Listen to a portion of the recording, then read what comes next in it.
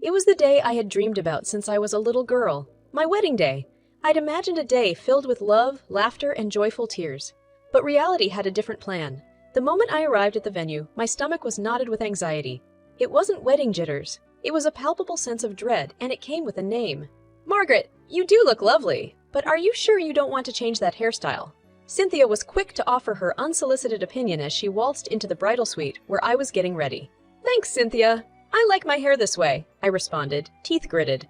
This was far from the first passive, aggressive jab she'd thrown my way, but the audacity to do it on my wedding day was astounding.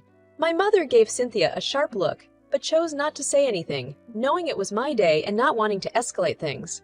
My best friend and maid of honor, Rachel, wasn't as restrained.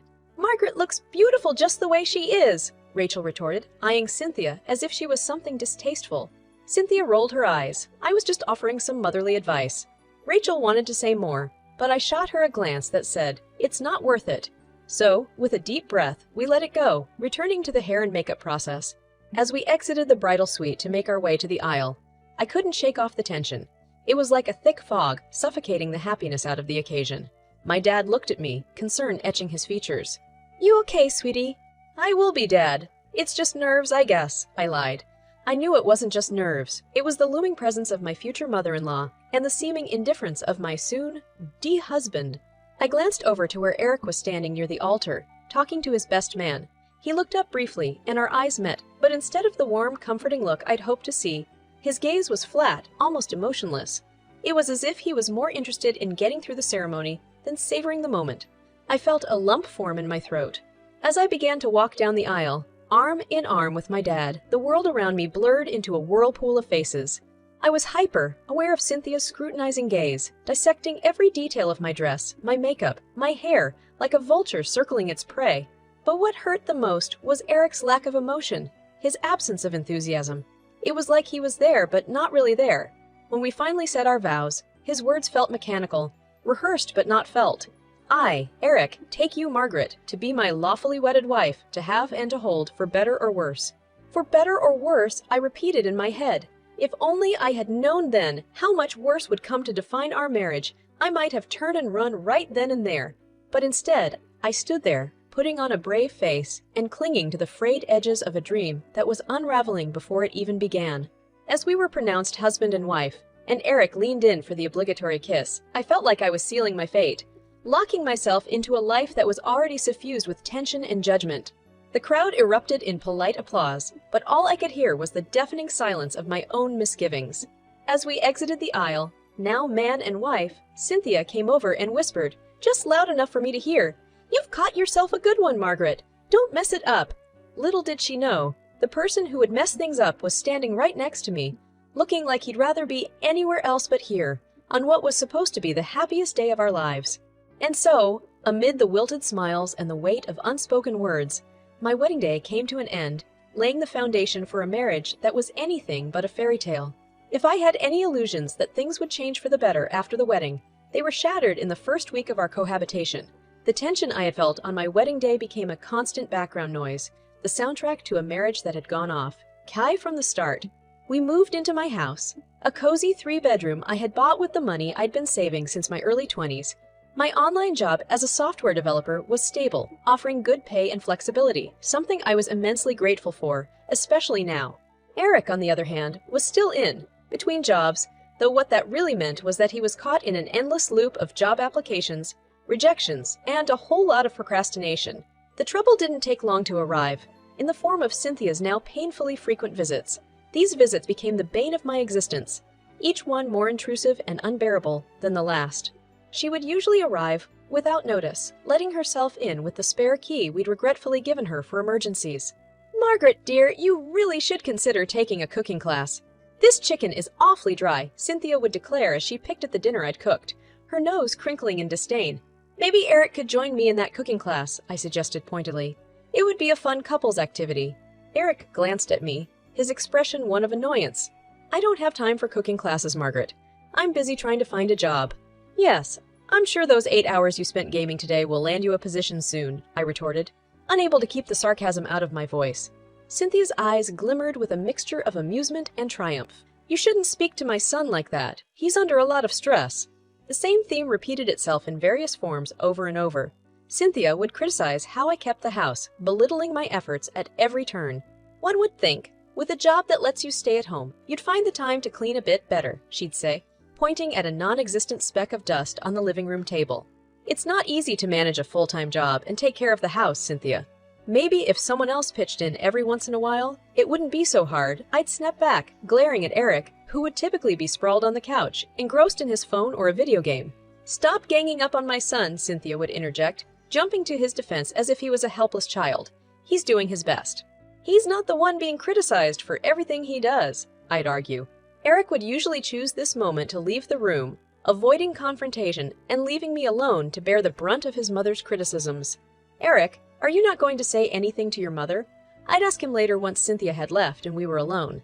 "She's just set in her ways, Margaret. You know how she is," he'd reply, his voice devoid of emotion as if he was commenting on the weather rather than our deteriorating relationship. It was a cycle of disappointment and frustration that played out in different settings, but always ended the same way, with me feeling like I was fighting a battle on two fronts and losing on both. So there it was, the dreary landscape of my marriage, not even a year old and already marred by the constant intrusions and criticisms of a mother-in-law who wouldn't let go and a husband who wouldn't stand up. It was a far cry from the life I had envisioned, a life where my partner and I faced challenges and joys together. Instead, I found myself increasingly isolated, grappling with the growing realization that the man I had married was not the ally I'd hoped for, but rather a silent accomplice to my unhappiness. Life has a way of turning the implausible into the unbearable, and this lesson was driven home the day Cynthia showed up at our doorstep, bags in tow. Eric and I had barely gotten through breakfast, a terse affair where we exchanged as few words as possible, when the doorbell rang. "I'll get it," Eric said, almost leaping from his seat. He returned with his mother following closely behind, her face adorned with a smug smile that set off alarm bells in my head. "Margaret, darling, I hope you don't mind. I've decided to move in," Cynthia announced, as if she was doing me a favor. "Move in? With us?" I stammered, glancing at Eric, who avoided my eyes. "Yes, isn't it wonderful? I've been feeling so lonely, and I thought this would be the perfect solution," she beamed, oblivious to my growing horror. "Eric, can I talk to you for a moment?" I asked, pulling him aside into the kitchen. "What the hell is going on? Your mother can't just decide to live with us," I hissed, trying to keep my voice down. "She's been struggling emotionally lately." "She needs family around," Eric mumbled, finally meeting my eyes. "So, you thought you'd offer her our home without even discussing it with me?" "We'll figure it out, Margaret. She's my mother, after all," he said, shrugging as if that explained everything. That was the beginning of my descent into domestic hell. From the first day, Cynthia made it abundantly clear that her move wasn't a visit, but an invasion. She criticized how I organized the kitchen, rearranged furniture to her liking, and commandeered the main bathroom as if she was the lady of the house. "Margaret, you really should consider using a different detergent. The one you use smells so cheap," she would comment while I did the laundry. "It's eco-friendly and non-toxic, Cynthia," I'd reply through gritted teeth. "Oh, one of those new age fads." "Well, in my day, we prioritize cleanliness over politics," she'd retort, turning her nose up. The tension in the house was palpable, and yet Eric did nothing to mediate. He immersed himself further into his job searching, which still involved hours of gaming and watching TV. One evening, after Cynthia had spent the entire day berating me for how I stacked the dishwasher, cooked dinner, and even folded the towels, I had enough. "Eric, your mother's constant nagging and criticism are driving me insane. Can't you see that the situation is not sustainable?" I confronted him after dinner. "Margaret, you're making a big deal out of nothing. She's just trying to help," he replied dismissively. "Help? You think undermining me at every turn is her way of helping? I can't change how my mother is, and I can't change how you feel. You're both adults. Figure it out," he said, before walking away. The audacity of his indifference left me stunned. Not only did I have a mother-in-law who made my life miserable, but I also had a husband who refused to acknowledge the problem, much less work on a solution. My home, once a sanctuary, had transformed into a battleground where every day brought a new struggle. It wasn't just a question of enduring Cynthia's insidious remarks or Eric's apathy anymore. It was about retaining some semblance of my own identity, my own peace of mind in a place that should have been filled with love but was overrun by resentment and bitterness. This living arrangement wasn't just an inconvenience. It was a crisis, one that called for drastic action. I just didn't know then how drastic things would get. The cracks in the facade of our relationship couldn't be ignored anymore. By now, my home felt like a stranger's, each room tainted by Cynthia's oppressive presence and Eric's stunning indifference. But it was the moment I found out I was pregnant that everything, every resentment, every disappointment came into sharp focus. I decided to share the news over dinner, a meal I'd painstakingly prepared in an attempt to create some semblance of normalcy. My hands trembled as I set the plates on the table. "I have something to tell you both," I began, my eyes meeting Eric's briefly before shifting to Cynthia's skeptical gaze. "I'm pregnant!" Eric's face turned ashen, his eyes widening in disbelief. "I'm pregnant, Eric! We're going to have a baby!" Instead of the joy or even mild happiness I'd expected, Eric's expression transformed into one of sheer dread. Cynthia, however, laughed. A cold, piercing sound that echoed through the room. "Well, that's no surprise," she sneered. "Haven't you been leading off Eric long enough? Now you've trapped him for good?" I felt like I'd been slapped. Trapped him. I've been the one supporting this household while Eric looks for a job. Eric finally spoke, his voice quivering. The room spun. The man I'd married, the man who was supposed to be my partner, had just shattered whatever was left of our relationship. "You've been what?" I stammered, my voice barely above a whisper. "I've been unfaithful. I didn't plan for this pregnancy, and I'm not ready to be a father," he said, looking anywhere but at me. The walls felt like they were closing in on me. Not only was my husband unwilling to stand by me, but he had also been betraying me all along. And there, enjoying every moment of my despair, was Cynthia. At that point, she made her most audacious move yet. She stood up and slapped me across the face. "You've been nothing but a burden to my son. This is your fault." It was surreal. The sharp pain in my cheek mirrored the emotional turmoil roiling within me. But as my eyes met Eric's, his gaze filled not with regret or concern, but with relief. I realized something crucial. I had been fighting for a relationship that had never truly existed. Eric had not just cheated on me with another woman. He had cheated me out of love, trust, and the happiness that every person deserves. And Cynthia was not just a terrible mother-in-law. She was a toxic human being whose mission was to perpetuate her son's failures and blame them on me.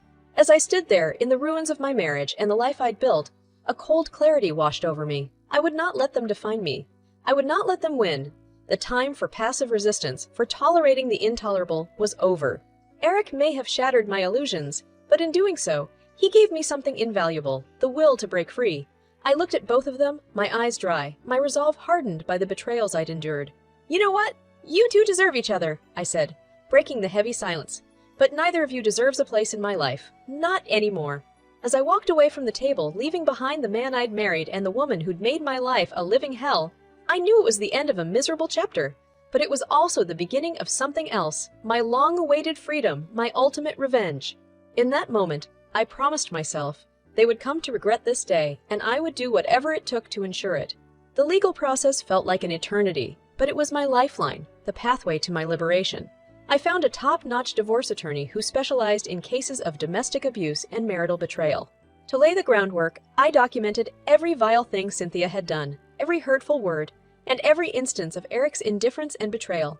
The court date arrived, and as I walked into the courtroom, my heels clicked against the polished floor with a rhythm that felt like a countdown. My attorney, Miss Jennifer Davis, walked beside me, a reassuring presence in this storm of chaos. Eric and Cynthia were already there, huddled in a corner with their lawyer, their faces twisted with an anxiousness that fueled my resolve. This was it, the day of reckoning. "Mrs. Margaret Thompson," the judge intoned as the proceedings began, "you filed for divorce on the grounds of marital infidelity and emotional and physical abuse, correct?" "Yes, Your Honor," I replied, my voice unwavering. "Mr. Eric Thompson, how do you plead to these allegations?" "I've made mistakes, Your Honor, but I never abused my wife," Eric said, trying to sound sincere but failing miserably. "Is that so? Let's hear the evidence," the judge declared, signaling for my attorney to begin. Nisms. Davis presented our case with the precision of a surgeon. Photos, text messages, financial records. Every piece of evidence was a nail in the coffin of Eric and Cynthia's lies. "Furthermore, Your Honor," Jennifer said, handing over a medical report, "my client has been subjected to physical violence, as is evidenced by this documentation of a slap across the face by the defendant's mother, Mrs. Cynthia Thompson." Cynthia's face flushed a shade of red that could rival a tomato. "The audacity to victim blame in court, Mrs." Davis countered, rolling her eyes. "Your Honor, we request full dissolution of the marriage, child support, and damages for emotional and physical suffering." After the judge listened to both sides, he leaned back in his chair, seemingly weighing the gravity of the situation. "Mr. Thompson, you are ordered to pay child support in accordance with state guidelines," he said, scribbling on a piece of paper.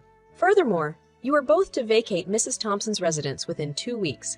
Mrs. Cynthia Thompson, you will pay $60,000 in damages for emotional and physical abuse."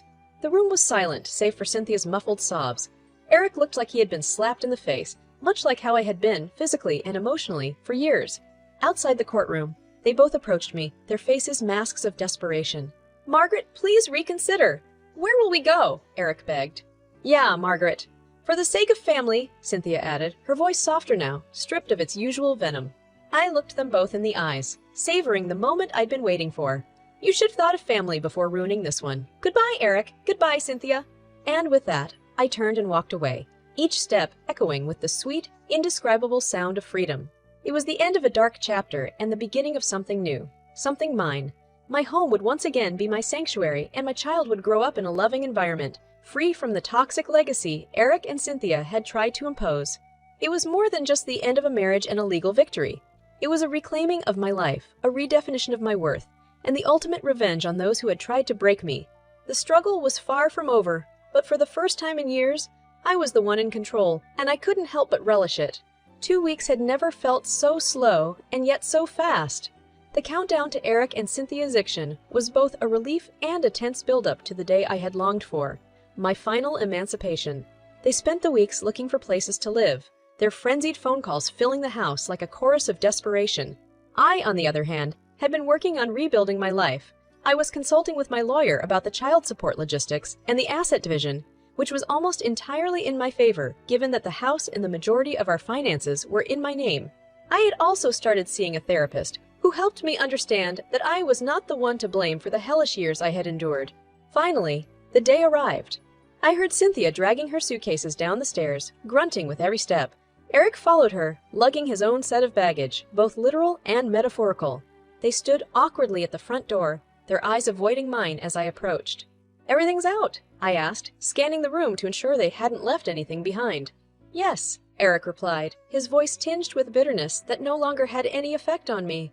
"Then I guess this is goodbye," I said, holding out a pen and the final eviction papers that confirmed their departure. Eric grabbed the pen, scribbling his name hastily. Cynthia followed, her signature shaky, as if the gravity of her actions had finally caught up with her. "Margaret, you didn't have to do this," Eric said, handing back the papers. "I didn't have to," I agreed, "but I chose to, for my well-being and for the well-being of my child." Cynthia chimed in, her voice cracking. "Don't you think this is too harsh? Families work through issues. They don't just throw each other away?" I laughed at the irony. "Family? You've never treated me like family, Cynthia. And you, Eric, you gave up that privilege the moment you betrayed me." I opened the front door wide, gesturing for them to leave. "I hope life teaches you the lessons you both so desperately need to learn," I said, as they stepped out. "Just remember, Margaret, you're alone now," Eric said, looking back one last time. "I'd rather be alone than live another day with the two of you," I responded, meeting his gaze with a finality that felt like the closing of a book.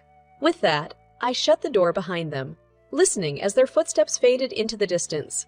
I locked the door and walked through the now empty rooms, a mixture of melancholy and relief washing over me. For so long, this space had been a battleground, but now it was once again my sanctuary. I sat down on the couch, my hands cradling my belly, thinking about the life growing inside me. This child would never know the toxicity that had once festered in this home. They would know love, support, and the empowerment that comes from standing up for oneself. My phone buzzed, pulling me out of my thoughts. It was a message from my therapist, reminding me of our next session. I smiled, thinking about the support system I was building, the future that lay ahead of me, a future built on my terms. Eric and Cynthia were now figures in the rearview mirror, shrinking further and further away until they disappeared over the horizon of my life. And as they vanished, so did the weight of my past, leaving me with something incredible. The freedom to live, to love, and to be myself without apology or regret. It was the end of an era, a final goodbye to the years of struggle and heartache. And it was the beginning of something beautiful. A life where the only person I had to answer to was me.